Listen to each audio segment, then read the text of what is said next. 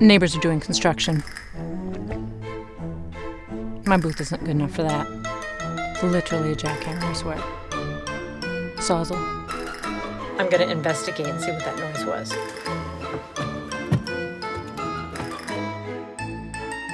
Here's the closet that's right above my booth. He's just, putting some electrical in. There's the culprit.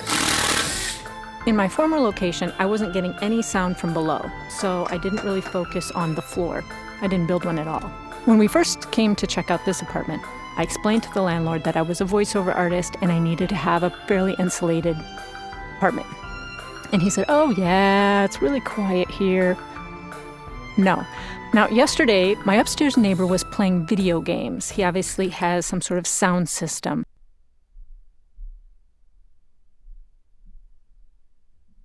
Basically, the sound's coming down through the wall, into the floorboards, and straight up through the bottom of my booth. I wish I had known that before moving in because I would have put the floor in and then put the booth on top. Unfortunately, the booth is on the floor, so we're going to have to actually jack this thing up.